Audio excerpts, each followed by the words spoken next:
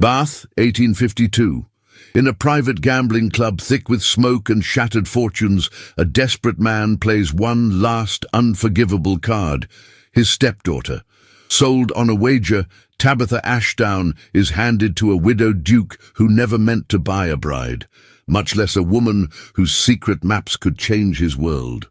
Is this a cruel mistake fated to destroy them both, or the beginning of a love that will defy society, scandal, and the ghosts of the past?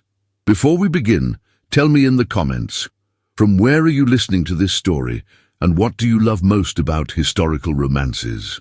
Bath, England, 1852. A winter night pressed itself against the tall windows of the Kingfisher Club, draping the city in a hush that was anything but peaceful. Inside, smoke curled lazily beneath gaslit chandeliers, and the staccato clatter of dice echoed off polished wood panels. The air was thick with spilled brandy, reckless laughter, and the kind of arrogant desperation that only men drowning in debt could summon. Tabitha Ashdown stood near the doorway like a misplaced shadow, the only woman in a room designed to exclude her. Her stepfather's hand gripped her arm with the force of a man clinging to the last thread of his fortune. His cheeks were flushed, eyes glassy, and his breath reeked of liquor and failure. She held her chin high, refusing to let the room see her tremble. She wore the same dark navy wool day dress she had worn to the survey fields 2 mornings prior, sturdy, modest, and meant for work rather than spectacle. At her throat rested the small brooch that had belonged to her mother, its metal warm against her skin, as if urging her to remain steady.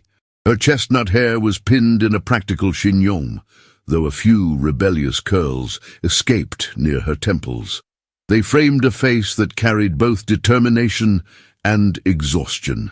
"Gentlemen," her stepfather announced with a theatrical flourish, "I present the final stake of the night." Laughter erupted, some coarse, others mocking. Tabitha's heart pounded so fiercely she feared it might burst from her ribs. She felt the stairs crawling over her like hands, measuring, appraising, dismissing. Every instinct screamed to flee, yet she remained rooted, frozen by the cruel spectacle. At the far end of the table, a man rose from his chair with a quiet authority that silenced even the most intoxicated gambler. Adrian Blackwell, Duke of Rainsford, was known for his unbreakable composure and the cold discipline that had followed him since the death of his wife. His dark frock coat contrasted against the gleam of the candles, making him appear carved from shadow. His steel-grey eyes, so often unreadable, now fixed on Tabitha with a gaze that unsettled the breath in her lungs. "I bid," he said, voice low and clipped, "whatever remains of Lord Ashdown's debt. No flourish, no cruelty, no gloating." The room fell still. Tabitha could not look away from him, this quiet man whose reputation for restraint was legend. She had expected a leering brute or an aging rake. Instead, she found herself trapped in the gaze of someone who seemed to be enduring the night rather than reveling in it. Her stepfather's relief was shameless. He seized the Duke's extended hand, sealing the bargain with an eagerness that made Tabitha's stomach twist. The next morning, the winter sun crept over the hills as a carriage carried her toward the Rainsford estate. Frost glittered on the hedges lining the long, winding path. Stone lions guarded the entrance, their stern faces half buried in snow. As the wheels slowed to a halt before the great house, Tabitha swallowed lightly and squared her shoulders. Inside, the air smelled of cedar and faint smoke. Portraits of solemn ancestors stared down from panelled walls, and the echo of her footsteps reverberated through a hall that felt too large, too quiet, too perfectly ordered. It was a house accustomed to mourning. Hugh Delaney, the estate steward, greeted her with reserved politeness. He led her through a series of rooms until she was ushered into a study where the Duke stood by the window, his hands clasped behind his back. He turned at the sound of her entrance. The morning light softened the harsh lines of his face, revealing a quiet weariness hidden beneath his composure. "Miss Ashdown," he said. His tone was formal, but something flickered beneath it. A hesitation, perhaps, or an uncertainty he did not wish to reveal. "I assume you understand the circumstances of last night." Tabitha lifted her chin. "I understand that my stepfather gambled away more than he possessed." The corner of his jaw tightened, though his expression remained carefully controlled. "The contract he signed grants me guardianship, not command over your person nor over your future. It also grants me legal authority over your work, your maps." She froze. "My maps." "Indeed." The Duke's eyes held hers steadily. "It seems your stepfather used everything he could to secure the wager, including the intellectual property of your cartographic work." A rush of cold swept through her, far colder than the winter air outside. Her life's craft, her railway plans, her careful measurements, every annotation inked by candlelight, now belonged to a stranger. "I did not intend such ownership," the Duke added, his voice softening. "I assumed he was offering you as a bride in the traditional sense, abhorrent as that was. The rest was unexpected." She searched his face for cruelty but found none, only restraint, only an effort at courtesy that she had not expected from a man with such power over her future. "What do you intend now, Your Grace?" she asked quietly, every word measured. He held her gaze without flinching. "I intend to determine what can be salvaged from a night that never should have happened." The room hummed with unspoken truths. Tabitha sensed the tension coiling between them, unnamed, unwelcome, yet undeniably present. The Duke seemed equally aware of it, though he masked it behind the careful discipline of a man who feared losing control. She folded her hands to keep them from trembling. "Then, let us proceed with clarity." He inclined his head slowly, a gesture that felt strangely intimate. "Very well, we proceed together." The words hung in the quiet, heavy with promise and peril. Tabitha had stepped into a world she did not choose, bound to a man who neither desired a wife nor expected the woman fate had delivered to his door. And yet, beneath the polished surface of the Rainsford estate, something deep, something dangerous, had begun to stir. The snow had not melted since Tabitha arrived at Rainsford Hall. It lay thick over the stone balustrades and trimmed hedges, cloaking everything in a heavy silence that felt more like warning than peace. The house, with its tall windows and long, echoing corridors, seemed suspended in a state of held breath, like a great creature mourning a wound that had never healed. Tabitha stood in the drawing room, staring at the blank sheet of parchment spread across the long oak table. The morning was grey, the light outside dim and pale, but a fire burned low behind her, warming the back of her wool skirts. Her fingers hovered above her compass, hesitating. The door opened with a soft creak. She did not turn. "The solicitor has arrived," said Adrian's voice from behind her. "He is ready when you are." She closed her eyes for a heartbeat, then turned, folding her hands calmly before her. "I will not wear white," she said. A flicker of surprise passed over his face before it disappeared beneath the practiced neutrality he wore like armor. "I would not ask you to." They regarded each other for a long moment. The air between them was still, but not empty. Something passed in that quiet. Recognition, perhaps, or resignation, maybe both. The room where the ceremony took place had once been a music room. The harp stood silent in the corner, its strings long since gone quiet. Dust clung to the baseboards despite the maid's efforts, and the velvet curtains were drawn tight against the pale light outside. The marriage contract lay on a side table beside a cold decanter of sherry, its ink barely dried. There were no witnesses beyond the solicitor, Mr. Delaney, and the housemaid Clara Tinsley, who hovered at the edge of the room, pretending to dust while her eyes missed nothing. Tabitha wore her muted sage walking dress with the collar buttoned high and her dark cloak still over her shoulders. The only adornment was her mother's brooch. Her hair, drawn back severely, framed a face pale but unflinching. Adrian stood opposite her in a deep navy coat, the velvet collar turned slightly up. His gloved hands were clasped behind his back. He had not shaved that morning, and a faint shadow darkened his jaw. He looked not like a bridegroom, but like a man preparing for negotiation, elegant, distant, and immovable. The ceremony was brief. The words spoken were legal rather than sacred. No promises of love, no pledges of honor or passion, only signatures inked with firm strokes and hands that never touched. When it ended, the solicitor gathered his papers and bowed with a stiffness born of discomfort. Clara dipped into a quick curtsy, her eyes darting between the two. Delaney nodded with quiet gravity, but said nothing. Adrian offered his arm, and Tabitha hesitated only a breath before accepting it. Their hands barely grazed as she rested her gloved fingertips on the crook of his elbow. They walked into the dining room, where a modest breakfast had been prepared. A silver pot of tea, slices of cold ham, poached eggs, and a small loaf of brown bread. No one else joined them. The room was cavernous, and the fire at one end did little to soften the chill. Tabitha sat at the long table's opposite end, her cup untouched. Adrian poured his tea without speaking. Outside, a crow called once and was answered by another, the sound distant and desolate. "Your maps?" he said finally, breaking the silence.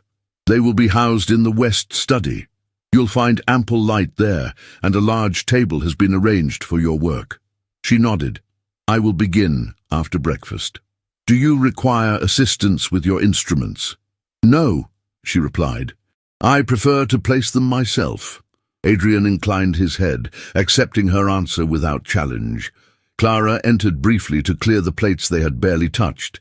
She moved with the quiet attentiveness of someone trying not to be noticed. But Tabitha saw the way the girl's eyes lingered on her, full of curiosity and, perhaps, pity. When the room was empty again, Tabitha rose. Her chair scraped softly against the wood. "Thank you," she said, her voice quiet. Adrian stood as well. "For what? For not pretending this is something it is not." He looked at her for a long moment. Then, almost imperceptibly, he inclined his head once more, as though acknowledging a private truth. Later, Tabitha stepped into the west study and drew in a slow breath. It was warmer than she expected. A fire burned low in the hearth, and the windows had been cleaned, letting in soft daylight that pooled across the work table. Her drafting instruments were arranged neatly to one side, untouched. Her notebooks, her private journals filled with calculations and careful ink lines, had been placed with reverence, as though someone had understood they were more than paper. She unpinned her cloak, folded it with care, and rolled up her sleeves. Her hands, though gloved, felt the familiar thrill as she touched her compass, her straight edge, her pencils. Here, in the quiet of this room, she could reclaim the part of herself that had nothing to do with scandal or contracts. Hours passed in silence. She worked steadily, her body still but her mind sharp. Outside, frost climbed the edges of the window panes. Inside, the warmth of the fire and the rhythm of her pencil against parchment were the only companions she needed. A knock came at the door in the late afternoon. She did not look up. "Enter." It was Mr. Delaney. "Your Grace," he said, then corrected himself. "Mrs. Ashdown." "Pardon me, Duchess." She set her pencil down. "Tabitha will do, Mr. Delaney." He bowed his head. "As you wish. His Grace asked that I inform you the parish engineer will be arriving tomorrow, Mr. Nathaniel Reed. He is to consult on the terrain near the northern ridge." "I'll need to meet with him," she said. "His Grace assumed you would." Delaney hesitated. "And, if I may say, miss, this house has been very still these last few years. Too still. It is good to hear someone working in this room again." She met his eyes. There was no flattery in his voice, only a weary honesty that she recognized instantly. "Thank you," she said softly. When he left, she turned back to her drawings, but for a long moment she did not touch them. That evening, as darkness gathered beyond the windows, Tabitha stood by the hearth, watching the firelight flicker against the carved mantel.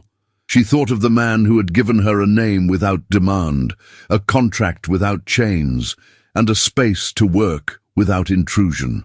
She did not trust him. Not yet, but she did not fear him. And that, perhaps, was the most disquieting thing of all. The village of Rainsford lay nestled in the valley like a secret too old to be spoken aloud.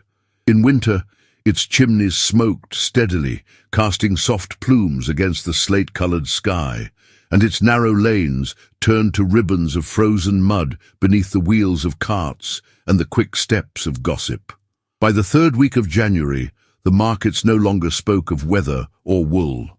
The talk was of her, the Duchess who came with no trousseau, the Duchess who arrived in a working woman's cloak, the Duchess who did not take communion on Sunday, who had married a man 20 feet away from his first wife's grave, and never once stepped into the mourning parlour.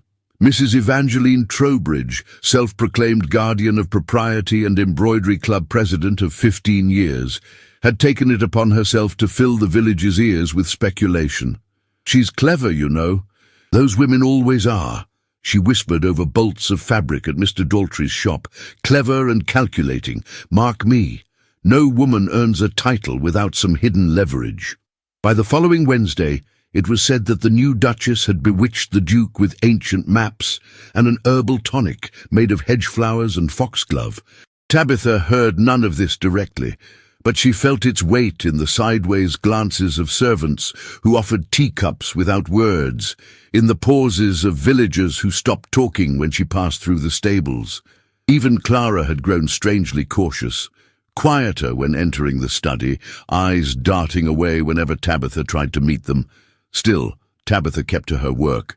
Her focus was absolute. The maps demanded precision, and the terrain west of the estate had proven far more temperamental than anticipated.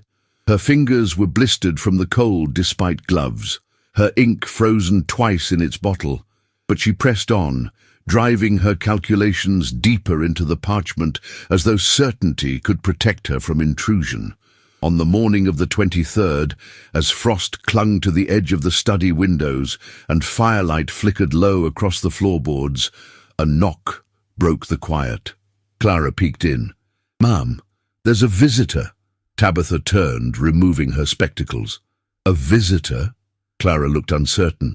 "An engineer, Mr. Nathaniel Reed, says he's come from Bath to consult on the incline near Black Ridge. His Grace sent word." Tabitha nodded slowly. "Send him in." When Nathaniel Reed entered, the room changed. He was tall and slender, with auburn hair barely tamed beneath his wool cap and spectacles that slid slightly down the bridge of his nose. He removed his gloves quickly, eyes taking in the layout of the study with open admiration. "This is remarkable," he said softly, as though the room itself might respond. "I never thought I'd meet the hand behind the southern expansion diagrams." Tabitha stiffened. "You've seen my work?" He smiled. "Only half the engineers in Bath have been studying those curves and alignments for months now. We thought they were drafted by a man named Everett, but I see now that Everett was a myth." She flushed, not from flattery but from exposure.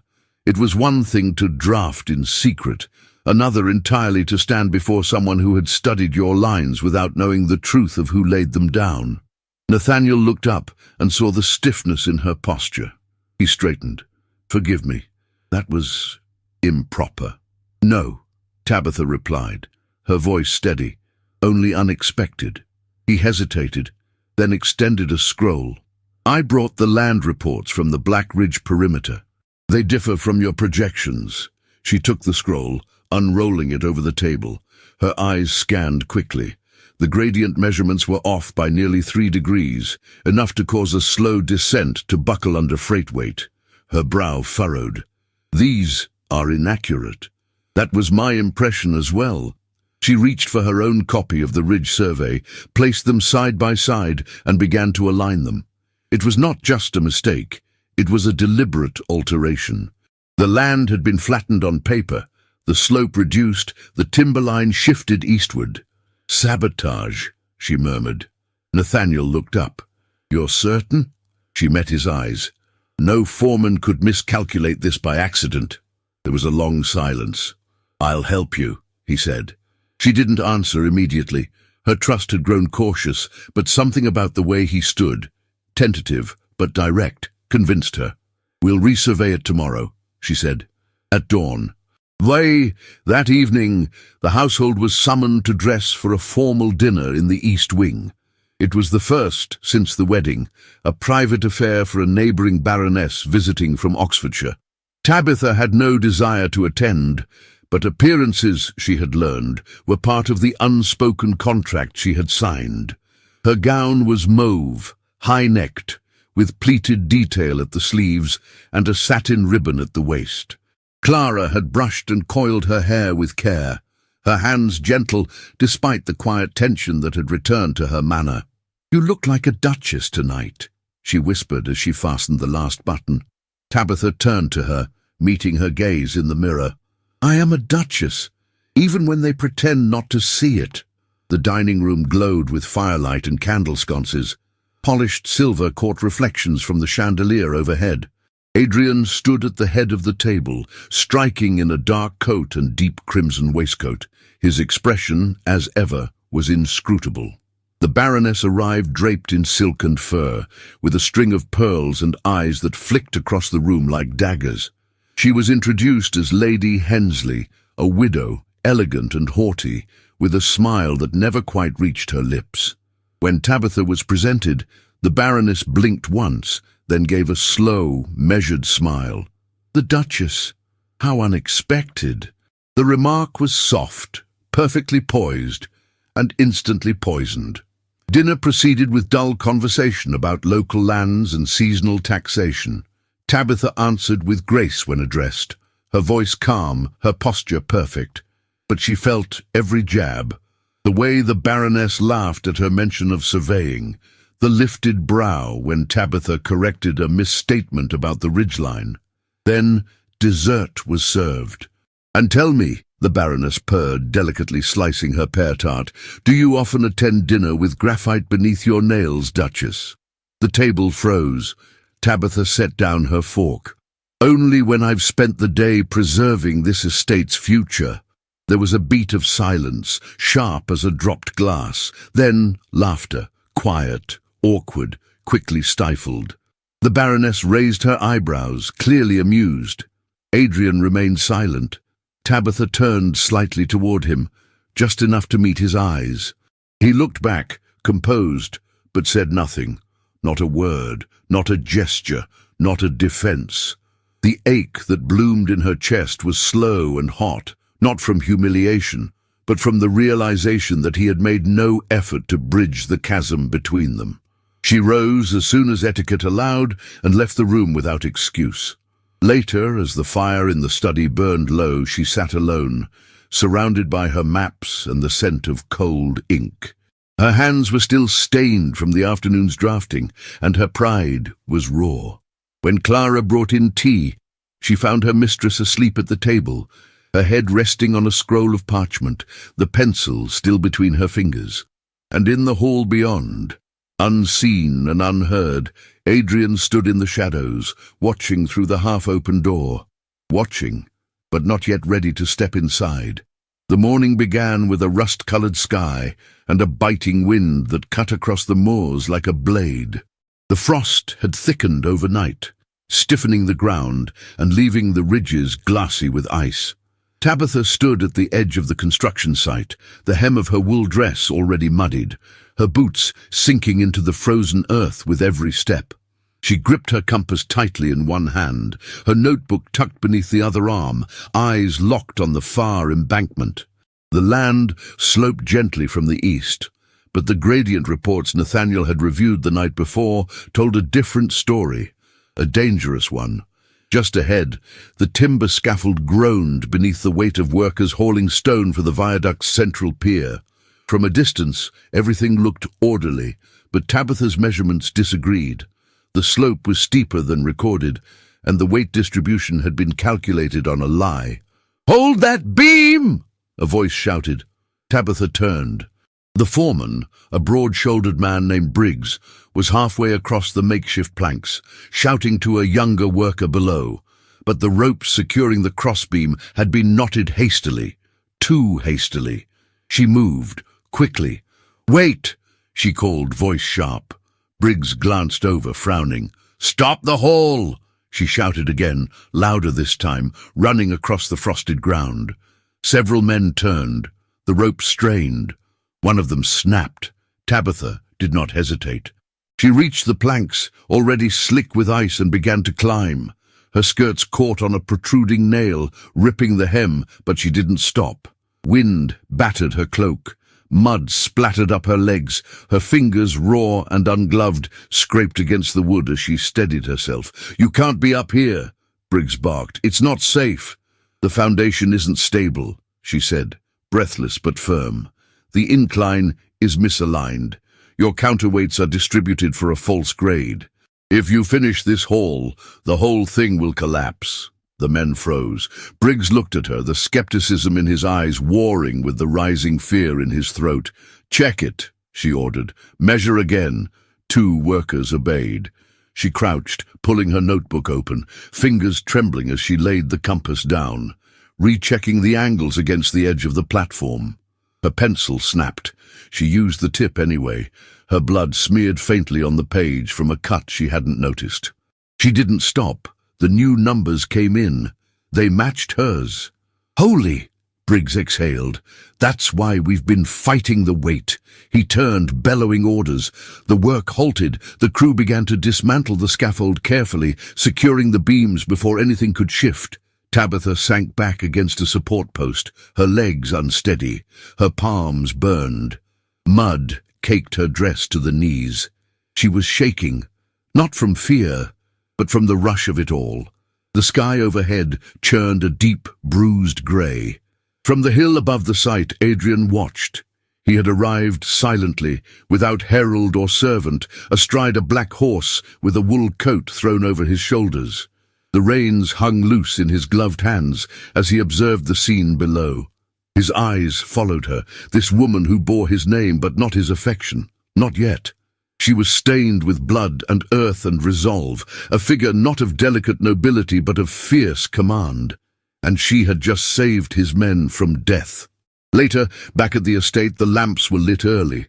The fire in the study cast long shadows against the bookshelves, and the scent of damp wool still clung to Tabitha's dress as she sat before the hearth, nursing her bandaged hands. Clara had begged her to rest, but Tabitha refused. Her work was already spread across the table again. She heard the door open behind her.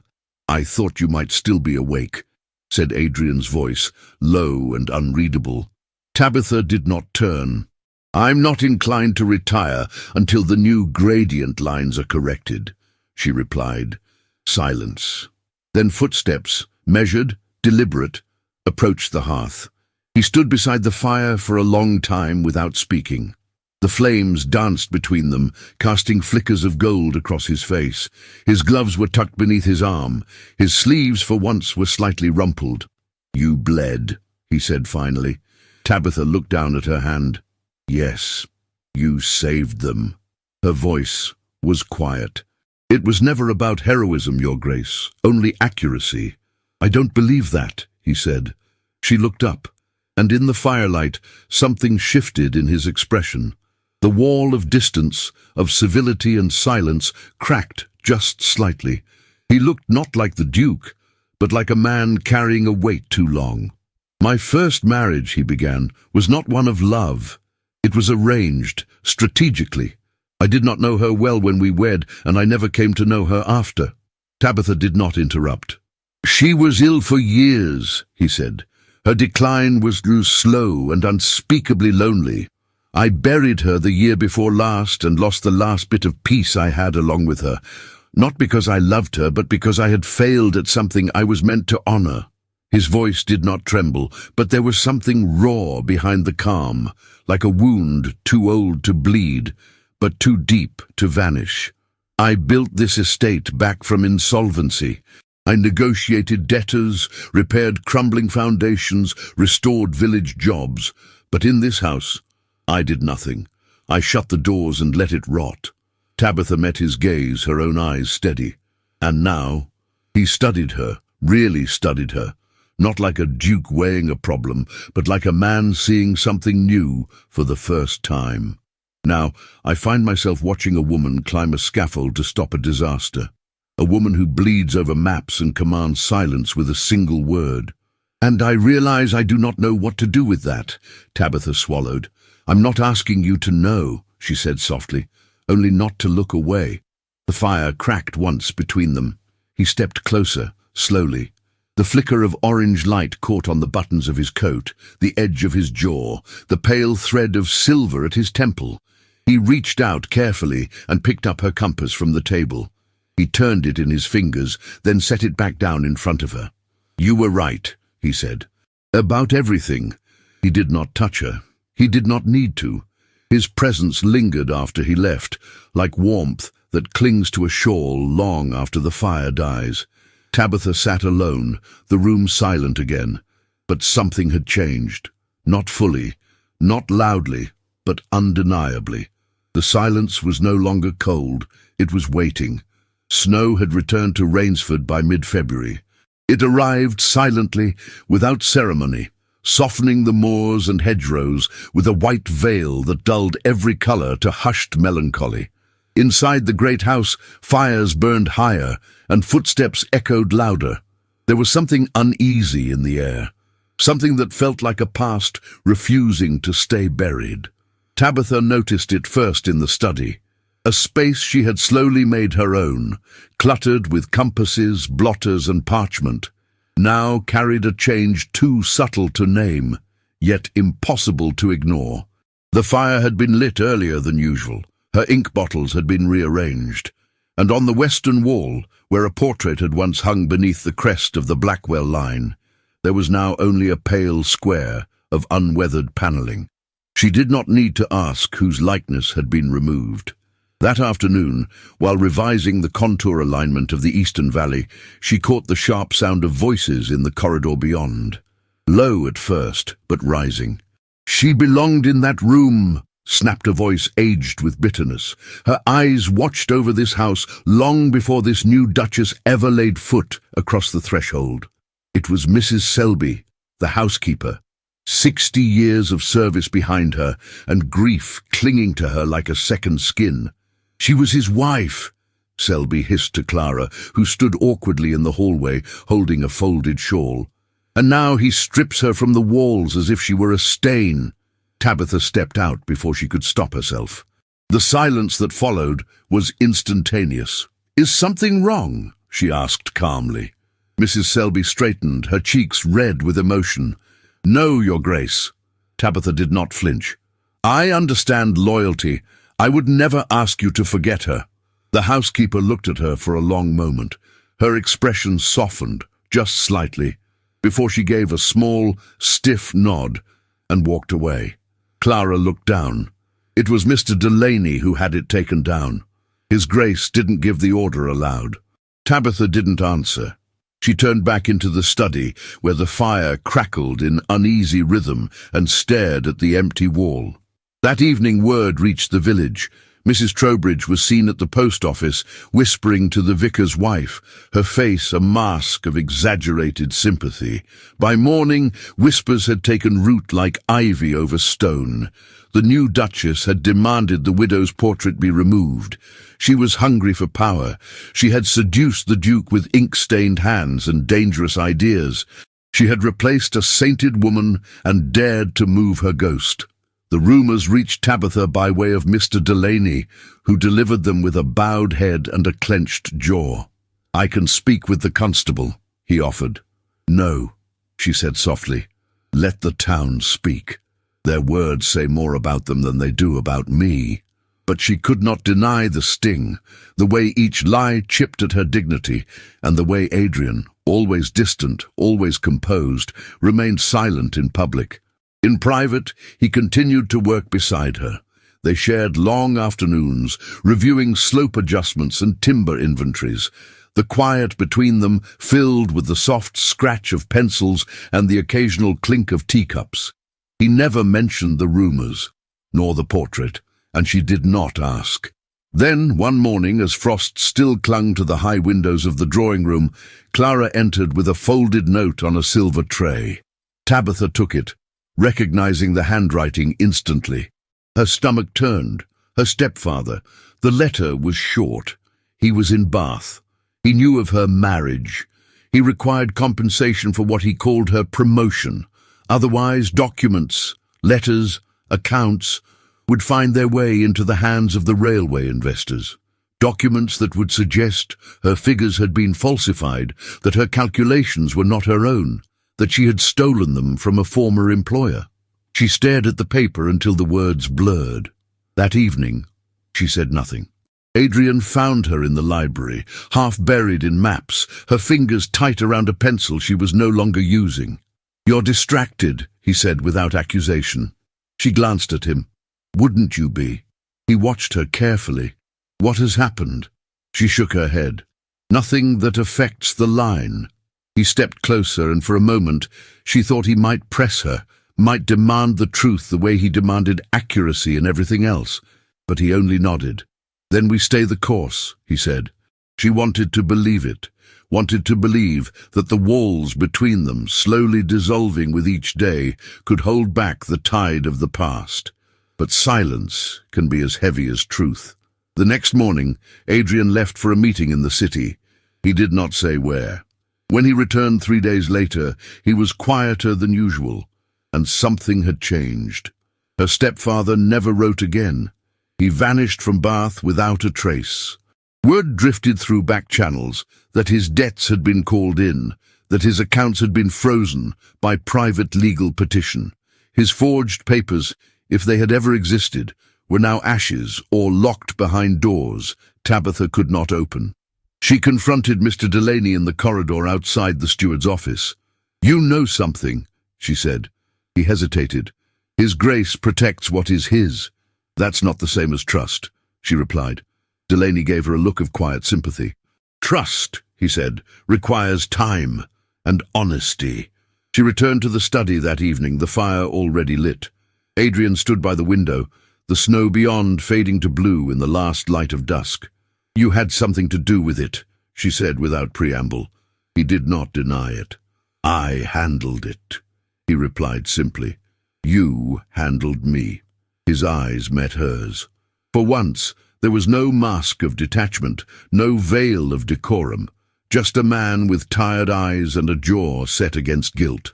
"I had no intention of letting him touch your name," he said, "and I had no chance to speak for myself." "You shouldn't have had to." Tabitha exhaled slowly. The fire popped behind her. "This isn't about protection," she said. "It's about control." A beat of silence passed.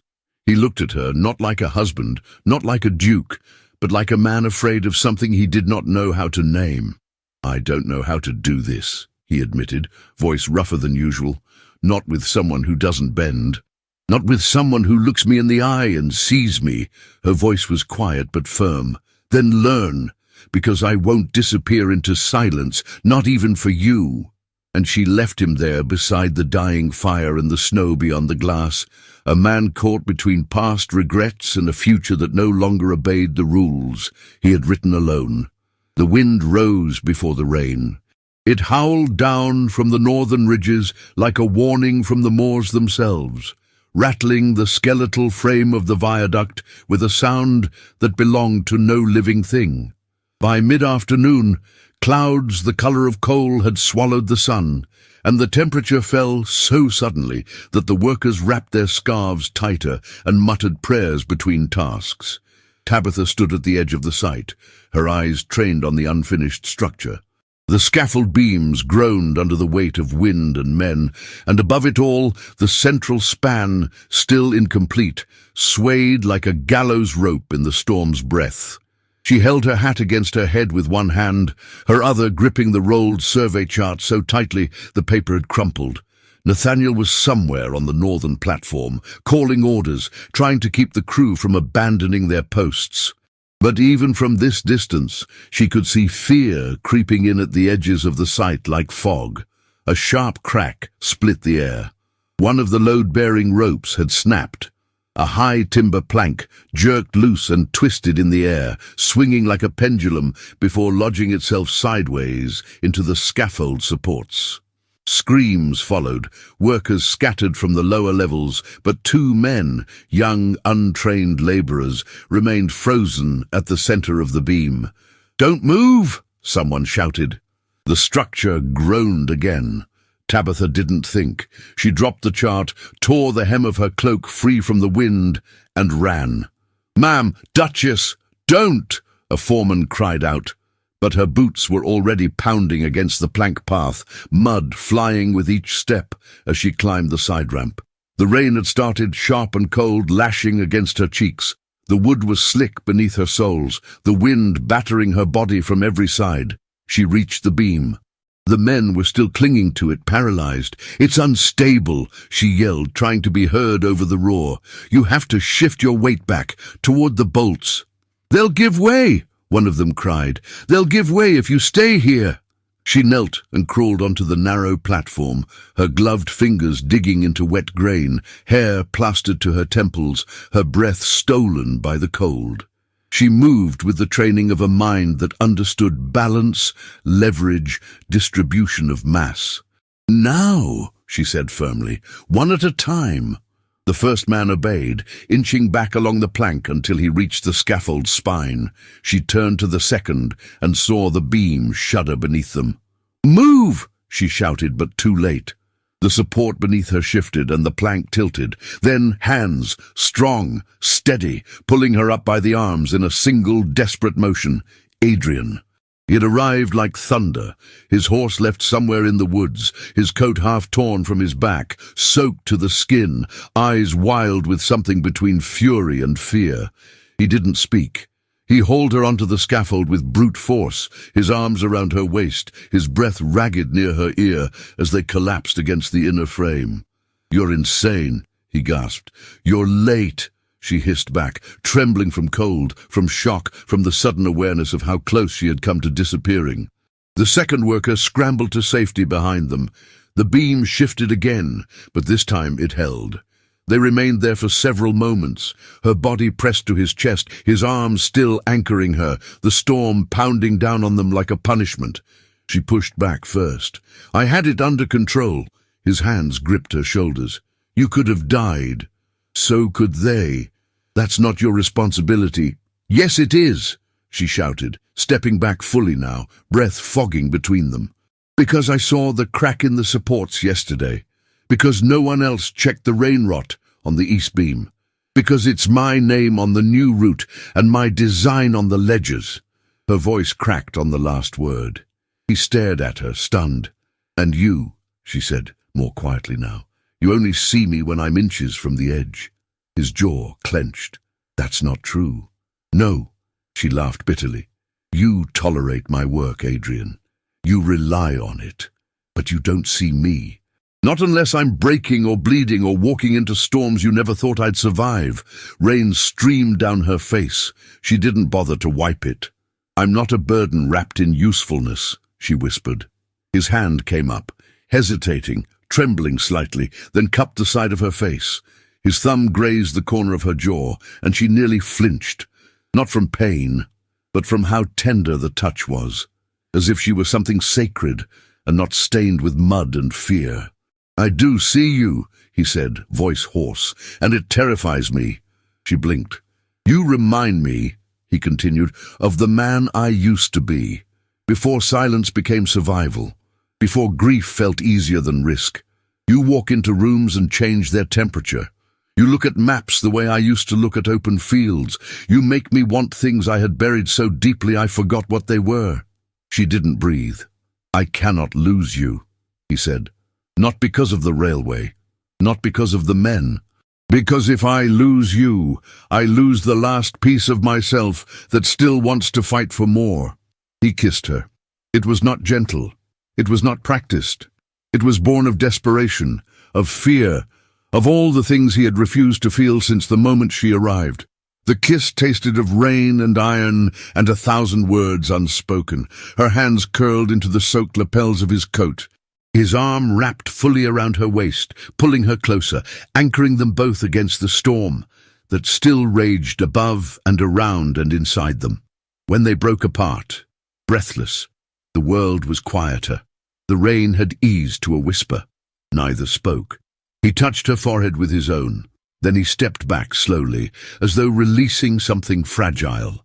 Tabitha looked at him, not as a duke, not as a savior, but as a man who had finally let her see him.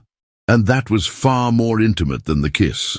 The thaw came with suddenness. Snow melted into earth, turning roads into rivers of mud and leaving the skeletal remains of winter hanging in the hedgerows. The air no longer bit at the skin, but pressed damply against it. And with the thaw came movement, of carriages, of news, of men with agendas hidden beneath cravats and polished boots. At Rainsford Hall, the atmosphere was tight with preparation. The Railway Board meeting had been set for the final Friday of the month, to be held in the Assembly Room at the Bathtown Exchange. Weeks of calculations, terrain studies, and structural reconfigurations now rested on the pages that filled Tabitha's leather portfolio. Pages she had rewritten, adjusted, and defended again and again. But the real threat no longer lay in the terrain. It lay in the books.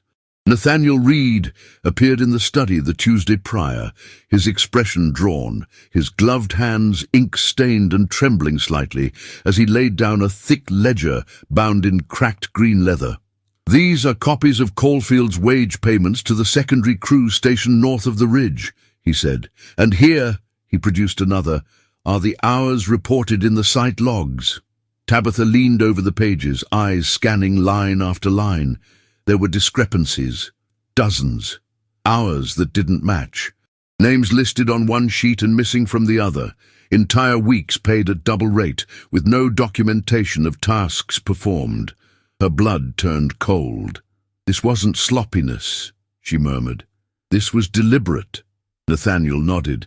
"He was paying men off the books, for work that doesn't exist, or for sabotage," Tabitha whispered, her pulse quickening.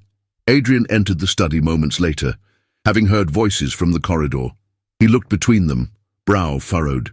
"What have you found?" Tabitha lifted her gaze. "Proof. Caulfield has been undermining the entire project through falsified labor accounts." Adrian's expression darkened. "We take it to the board." She exhaled. "They'll question everything. My maps, my involvement." "Let them," he said. "We bring this to light." And so they prepared. The day of the meeting dawned grey and still, the sky stretched tight with clouds like bruised silk. Adrian rode ahead with Delaney, while Tabitha travelled in a separate carriage with Nathaniel and 2 trunks filled with documents. The Bathtown Exchange was a neo-classical building with high windows and too much marble. The railway consortium had rented its largest chamber, a long hall with oak-panelled walls and an arched ceiling that echoed with every cough and whisper. Rows of chairs faced a dais lined with ledgers and oil lamps. A chandelier hung high above, its crystals catching what little light the morning gave. Tabitha stood near the rear, clutching her portfolio, dressed in a dark moss-green walking dress with mother-of-pearl buttons and a high collar edged with lace. Her hair was coiled into a severe knot at the nape of her neck. She wore no jewellery, only the brooch. She felt every eye on her as she stepped forward. Lord Caulfield arrived late. He swept into the chamber with calculated ease, his pale blonde hair slicked back, his overcoat lined with sable, his lips curled in the faintest of smiles. He greeted the board members with murmured familiarity, clasping hands, exchanging brief remarks. When his eyes landed on Tabitha, he inclined his head with exaggerated courtesy. "Lady Rainsford," he drawled. "Lord Caulfield. I trust you'll find the courage to speak louder here than your reputation suggests." She stared at him without flinching. "I don't require courage to speak the truth." He laughed softly and took his seat. The chairman called the meeting to order. Papers rustled. Ink pots were opened. Adrian took his place beside the board, arms crossed behind his back, his expression unreadable. Tabitha stepped up to the centre of the dais. At first, the room was quiet. Then came the murmurs. "A woman. Is she here to read her husband's speech?" What can a duchess possibly know of ballast density and incline tolerances? She opened the portfolio and laid out the revised route with precise movements. Her voice, when it came, was steady. The adjustments proposed in the previous month's elevation survey contain flaws, she said. Gradient miscalculations that would result in long-term structural strain on the viaduct's third pier. I've reconfigured the curve to accommodate timber reinforcement while reducing construction costs by 11%. A few men leaned forward. Others exchanged glances. Caulfield smirked. And how, pray, did your grace arrive at these figures? She met his gaze. By walking the ridge in sleet and wind, while your men forged payment reports in the warmth of the engineer's tent. The air in the room changed. Gasps, a shuffle of papers. She opened the first ledger, then the second. She read the names, the dates, the falsified shifts, the payments that couldn't be reconciled. Nathaniel stepped forward, confirming her findings. Still, the room hesitated. Murmurs turned to debate. She has no formal training. Maps or not, a duchess cannot lead a railway project. She's biased, married to the landowner. Then Adrian spoke. His voice rang out clear and firm. Tabitha Ashdown is the chief architect of this route. The land was surveyed by her hand. The math is hers. The structure stands today because of her correction. Caulfield rose. This is an outrage, a manipulation orchestrated by a grieving nobleman and a woman who... Adrian stepped forward. Say it. The room froze. Caulfield's jaw tightened. This is irregular. What's irregular, Adrian replied, is that you've been diverting funds, paying for silence, and using your title to dismantle a project that dares to be led by a woman. That ends now. Silence thundered through the chamber. Tabitha could not breathe. Her heart pounded, not from fear but from something sharper, a weight she did not expect to feel lifted. He had named her, not as an accessory, not as a duchess beside her husband, but as the architect of the very thing they were all trying to destroy. But the silence broke as swiftly as it came. You'll hear from my solicitor, Caulfield spat. This isn't over. And he stormed from the room. A pause. Then the board chairman cleared his throat. We'll recess for deliberation. Tabitha gathered her papers with trembling hands. She could feel eyes on her, whispers curling behind fans and handkerchiefs. The chamber swelled with murmurs, too loud now to pretend otherwise. She left before anyone could stop her. Outside, the sky had begun to drizzle. She stood beneath the stone portico alone. Her lungs burned, her throat tightened. Adrian found her moments later. You shouldn't have run. She turned sharply. You shouldn't have spoken for me. He stepped closer. Would you have preferred I let them tear you apart? I would have preferred a choice, she snapped. You offered me freedom, and then you wrapped my name in your authority when it suited the occasion. He exhaled, the rain dampening his shoulders. That's not what I meant to do. She looked at him then, really looked at him. At the man who had pulled her from a storm, who had kissed her with rain still clinging to his lips, who had named her in a room full of men who doubted her worth, and yet had still spoken for her when she had the strength to speak alone. I need to know, he said carefully, if this marriage has become a chain around your neck. She didn't answer. He reached into his coat and pulled a folded document from an inner pocket. He extended it slowly. The marriage dissolution contract. If you wish to be free, he said quietly, you only need to sign. Tabitha stared at the paper. The sky wept. She did not reach for it, but she did not walk away either. The fire in the hearth burned low, casting long, flickering shadows across the study walls. A bitter wind rattled the windows, but within, the only sound was the quiet crackle of paper giving in to flame. The smell of scorched parchment lingered, sharp and acrid, clinging to the edges of silence. Tabitha knelt before the hearth, her gloved hands trembling as they released another sheaf of maps into the blaze. She watched them curl and blacken, ink bleeding into ash, her earliest work vanishing line by line. These were the first routes she had ever drafted, the ones she had drawn in secret by lamplight, hunched over borrowed ledgers and scraps of linen cloth. They bore her tentative handwriting, the uncertain geometry of a young woman desperate to make herself real in a world that refused to acknowledge her mind. They were imperfect, yes, but they had been hers. Now they were gone. Clara stood in the doorway, her breath caught in her throat. "Ma'am," she whispered. Tabitha did not turn. "You shouldn't be here," she said quietly. Her voice was low, hoarse from smoke and weariness. Clara took a hesitant step forward. "You're burning your name." Tabitha dropped another page into the fire. "My name has already been scorched. These are just the remains." Clara came closer, kneeling beside her. "It's not just your name anymore," she said, eyes shining. "You carry this place now, us, the workers, the children who watch the trains pass and believe the world can change." Tabitha's fingers froze mid-motion. Clara sniffed, wiping her face with the back of her sleeve. "You think you're alone, but we've seen you. We've all seen you.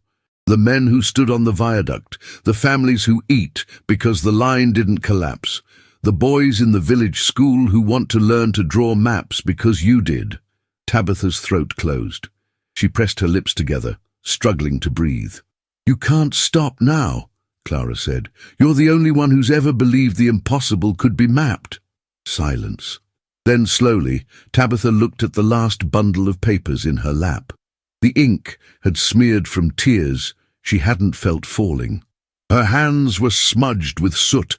She didn't feed them to the fire.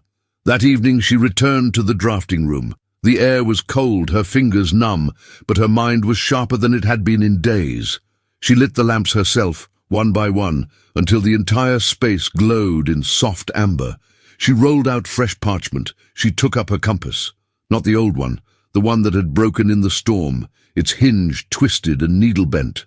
That compass sat on the edge of the desk, a relic now, silent witness to everything it had measured and failed to predict. Instead, she reached for the new one Adrian had left in the drawer weeks ago. It was polished, precise, unused until now. Tabitha began to draw. Her hand moved with confidence and clarity, slicing through the page like a blade through cloth. She rerouted the track away from the disputed lands, bypassing the legal quagmire Lord Caulfield had created.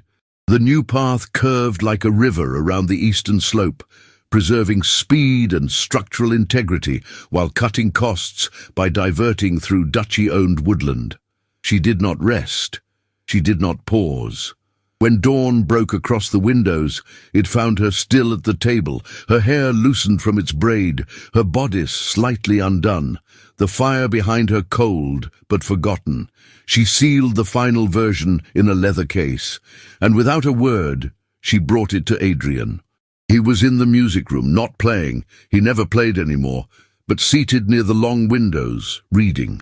The light caught his profile, highlighting the weariness etched into his face. She said nothing. He looked up. Their eyes met. She crossed the room, handed him the case, and turned to go, but he stood, gently catching her wrist. Their fingers brushed, just once, and in that fleeting moment, everything that had gone unspoken passed between them. Regret, fear, hope, devotion. She did not pull away. That night, as twilight settled over the estate, Adrian found her again, this time at the edge of the orchard. The trees were bare, their branches black against the indigo sky. A few stars had begun to appear, pale and tentative. He said nothing as he approached. Neither did she. They began to walk. The earth was soft beneath their boots, the air damp with spring's slow return. Their shoulders brushed once, then again. And when he reached for her hand, she let him take it. They didn't speak of love. They didn't need to. At the edge of the orchard, he stopped. Slowly, deliberately, he removed his left glove.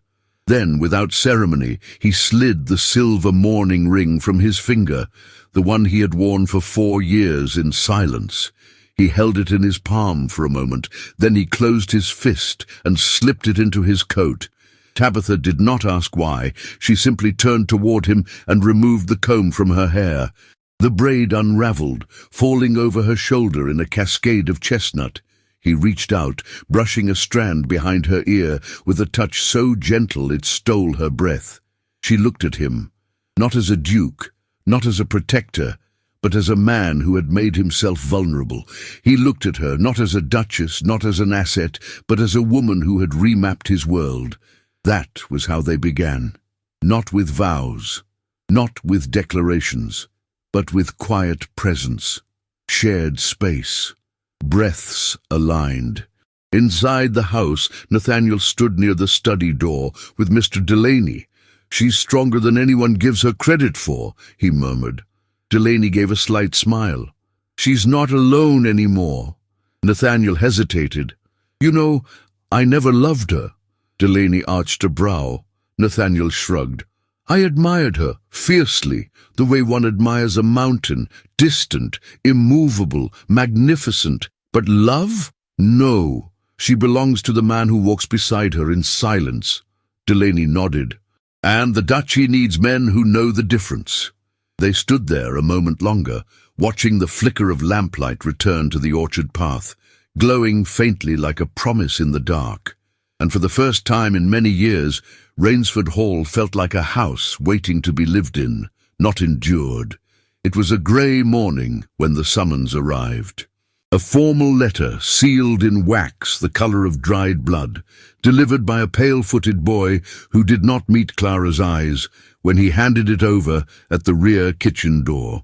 The letter was addressed in Lord Caulfield's heavy script and bore the insignia of the Royal Chamber of Commerce. Tabitha read it once, then once more, slower. The accusation was clear: fraudulent documentation, improper authorization, and the implication that her mathematical projections had been plagiarized from male engineers. The final paragraph made no pretense of diplomacy. It questioned her competence and declared that if the project were allowed to continue, it would be due not to merit, but to favoritism, impropriety, and her curiously unvetted marriage.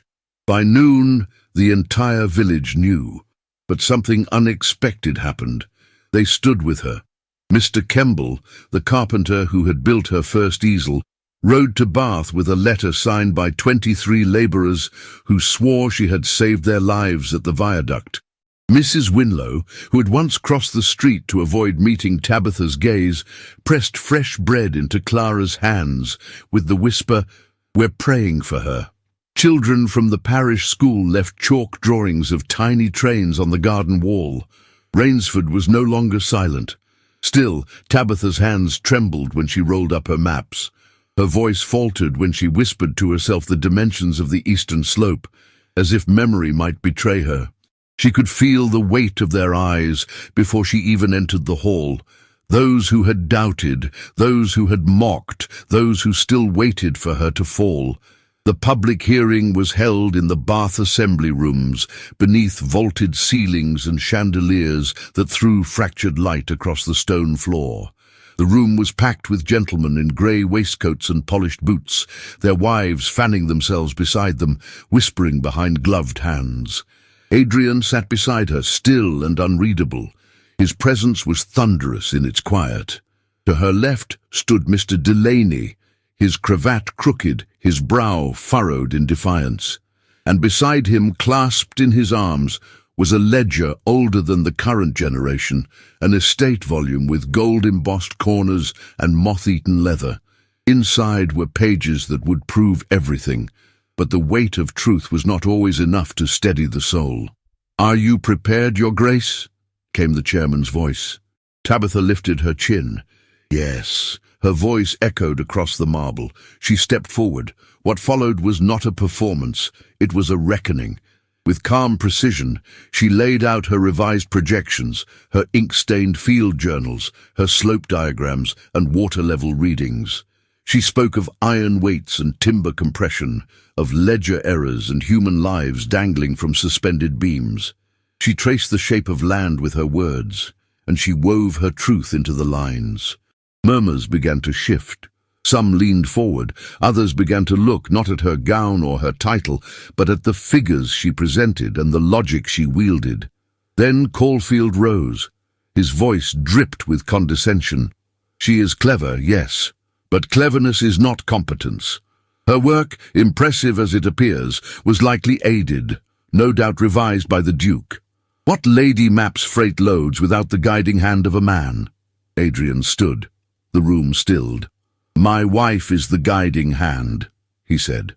"She corrected a fault that would have taken lives. Her calculations have been reviewed by engineers far beyond this hall. If you believe my name is the one that lends this project its spine, you misunderstand both me and the woman beside me." Caulfield's jaw clenched. Adrian did not sit. "She is not an ornament. She is not a myth.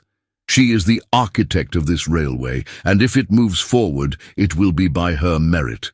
A silence followed that trembled on the edge of history. Then Delaney stepped forward with the estate ledger. "This," he said, "is the book Lady Rainsford found in the back of the archives 6 weeks ago. It predates the last 3 stewards and records every payment made to the village families during the first phase of line expansion." He opened the page. "Lord Caulfield claimed her projections were based on falsified expenses, but those figures match this book, word for word, entered before she was born." The ledger landed with a satisfying thud upon the table. It was done. The board called a recess. The chamber stirred with murmurs that no longer felt hostile. Tabitha sat, not breathing, not blinking. Adrian remained beside her. "You didn't have to say it like that," she said softly. "I did," he answered, "because it's true." She looked at him, and something inside her unraveled. Not in weakness, but in surrender, a quiet loosening of fear. 2 hours later, the verdict was announced. The railway would proceed. Lord Caulfield, under review, would be removed from the board pending investigation. Tabitha bowed her head only once, but her fingers clenched into her lap until the pain grounded her. Outside, the wind had turned. It no longer cut through wool and skin. It lifted flags and skirts and the edges of papers in hopeful gusts. She didn't make it to the carriage. Halfway down the steps, her knees gave out. Adrian caught her before she reached the ground. Clara was already crying when they reached the house. "She's only sleeping," the physician assured her. "Exhaustion, nothing more." Adrian sat at her bedside until the candles had burned halfway to the wick. He watched her chest rise and fall, one hand still curled as if gripping a pencil, her brow furrowed even in sleep. She stirred only once. Her lashes lifted, dazed and unfocused. "Is it done?" she whispered. He nodded. "It's done." She closed her eyes again. Then softly, almost too faint to hear, "My husband." And that was when Adrian broke. Not with tears, but with stillness. A stillness so complete that it felt like breath finally being held no longer. He bowed his head beside her hand and stayed that way until dawn. The first day of spring came not with soft breezes or the gentle fragrance of blooming roses, but with the thunder of iron wheels and the scent of coal. The viaduct, once an impossible dream, scribbled on parchment and plotted by hands no one had trusted, now soared over the valley like a ribbon of steel and stone, anchored in earth and courage. At dawn, the villagers gathered on the hillside, shawls drawn close, and cheeks flushed with wind and anticipation. Children were hoisted onto shoulders. An old man brought out a weathered concertina and played the tune his wife used to hum when butter was hard-earned and bread was still rationed. All eyes turned to the track where the inaugural train waited, polished to a mirror shine, brass fittings gleaming, its coal-fired heart steaming with restrained power.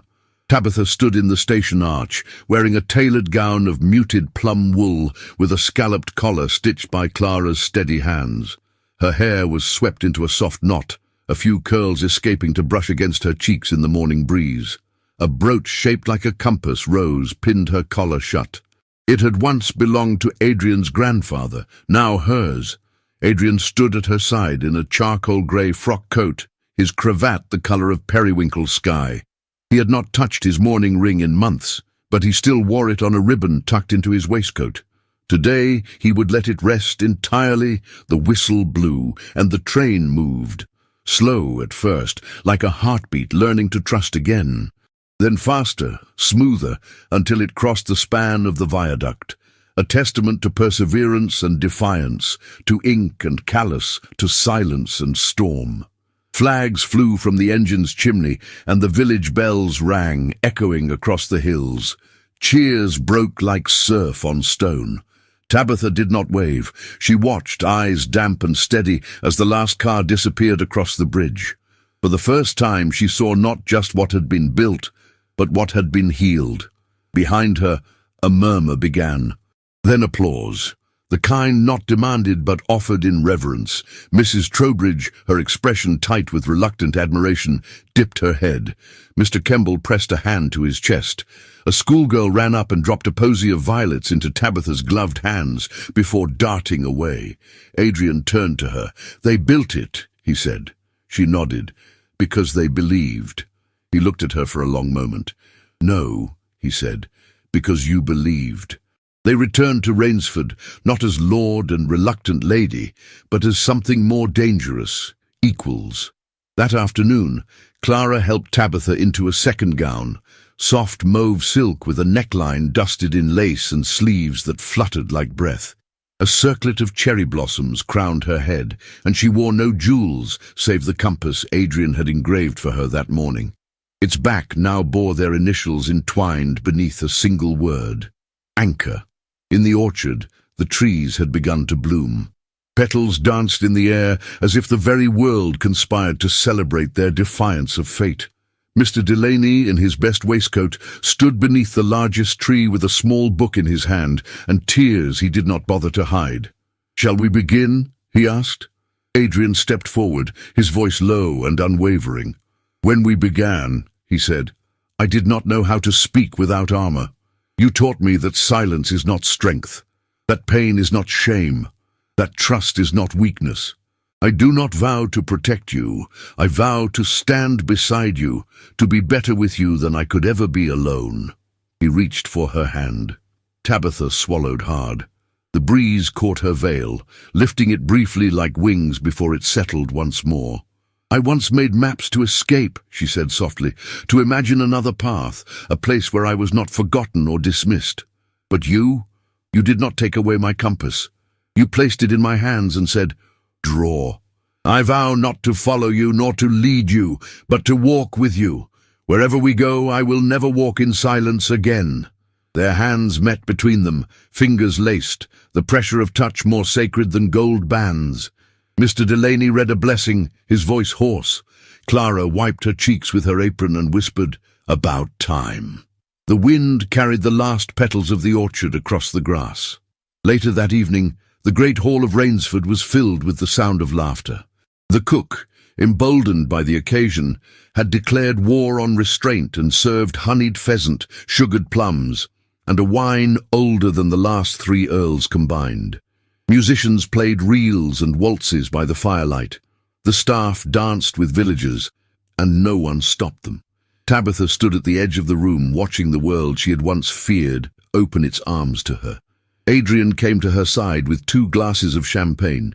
"You're not wearing shoes," he said, glancing down. "I mapped the garden barefoot at 17, she said. "Old habits." He offered the glass. "To old habits," he murmured. She clinked her glass to his. "To new beginnings." That night they stood again beneath the cherry trees, now lit with lanterns that swayed like fireflies in the branches. He pressed his brow to hers. "Loving you didn't erase what I lost," he said. "It gave me the courage to carry it, and to still reach for something more." She cupped his cheek. "You were never meant to carry it alone." They kissed there, under the blossoms, not out of passion or impulse, but because love, when chosen freely, does not need spectacle, only truth. And in that truth, they built something greater than steel. They built a life. The year was 1872, and the world had grown noisier. Trains now thundered daily across the Rainsford viaduct, no longer a marvel, but a fact of life, their smoke curling against skies less hesitant, less grey. The village that once whispered scandal now bustled with trade. The foundry employed more hands than ever. A new school stood where a sheep pasture once sloped, its stones quarried from the very land Tabitha once mapped in secret, now polished smooth by time and trust. In the heart of it all stood Rainsford Hall, its windows lit with life, its doors no longer shadowed by ghosts. Tabitha stood beneath the orchard's oldest cherry tree, her hands stained faintly with ink. Even now, she could not keep from sketching. The map in her lap was not for railways or commerce, but for her daughter. A fantastical rendering of their land as a kingdom of clouds and rivers, dragons and starlight. A keepsake for a child who believed the orchard bloomed because her mother whispered to the trees. Her daughter, Marion, was 7 and willful, with her father's eyes and her mother's stubborn stride. Her boots were forever muddied, her pockets full of pebbles and mischief. That afternoon, she had raced after her brother, Thomas Adrian, aged 5, who toddled behind her with a wooden compass and far too much determination. From the study window, Adrian watched them. He was older now, lines around the eyes, silver threading his temple, but softer too, as if the winter of his grief had melted long ago and made space for spring. He still walked the estate daily, still met with the railway board, still rose early to read Tabitha's drafts as if they were scripture. But it was no longer duty that drove him. It was joy. He stepped outside, boots crunching against gravel. The children squealed when they saw him, and Marion launched herself at his legs while Thomas clung to his coat and demanded to be lifted like a prince on a tower. Adrian hoisted them both and twirled once before setting them down beside their mother. "You're late," Tabitha said, not looking up. "You're barefoot," he countered. "I'm in my orchard." "I concede." She finally glanced up. He bent to kiss her temple. Their love had not faded. It had grown quieter, woven into the fabric of morning tea, of shared glances at village meetings, of ink stains wiped from noses and boots set by the fire. It lived not in declarations, but in gestures. The way he remembered she hated lilac perfume, the way she carved his initials onto every compass she gifted their children, the way neither ever left a room without touching the other's hand. Clara, now lady's companion in name and sister in heart, bustled out with a shawl for Tabitha and scolded the children for chasing chickens. She had married a clockmaker from Derbyshire who built a shop just down the road. Her evenings were filled with laughter and music, and her past, once filled with shadows, had turned into a story she only told on rainy days, with wine. Mr. Delaney had retired at 70, but remained on the estate as honorary steward. He taught Marion how to balance ledgers, and Thomas how to catch frogs without alarming the cook. The village children called him Sir Hugh, and he had stopped correcting them, and as for Mrs. Trowbridge, well, she had moved to Bath to live with a niece, leaving behind only a portrait of herself in the library and a signed letter of apology. Tabitha kept the letter, not out of spite, but as proof that even the staunchest hearts could change, if only a little. Lord Caulfield, disgraced and indebted, was last seen in Spain, his title stripped, his fortune dissolved in lawsuits and scandal. The wager that had begun it all now lingered only as a rumour, too ridiculous to be believed by anyone who saw the Duchess with ink on her sleeves and a child on each hip. That night, as the sun dipped behind the ridge and the orchard shimmered with candlelight strung from tree to tree, the family gathered beneath the same cherry blossoms that had once borne witness to whispered vows. Adrian lifted his glass. "To the bridge," he said. Tabitha smiled, her fingers laced with his. "And to the compass." Their children, too young to understand, giggled and echoed the words. But one day they would. One day they would know that their mother had not been born a duchess, that she had been sold, doubted, tested, but never broken, that their father had once believed his heart was buried with another, and had learned it could still bloom. They would know that love, real love, is not loud or perfect. It is forged in storms and sealed with time. And in that orchard, under lanterns and stars, surrounded by those who had once doubted and now stood in awe, Tabitha and Adrian Blackwell lived not the ending of a romance, but the quiet, enduring glory of its ever after. What if your entire life had been mapped out by someone else's hand, and the only way to reclaim it was to rewrite the lines yourself? The Cartographer's Dowry is more than a tale of scandal, steam, and stolen titles. It is a story about courage, the quiet kind. The kind that begins with ink-stained hands and a broken compass, and ends with a bridge built not just of stone, but of trust, of respect, of love earned. Tabitha's journey reminds us that we are not defined by where we begin, nor by the mistakes of those who came before us. We are defined by what we build, page by page, choice by choice. Her marriage began as a contract.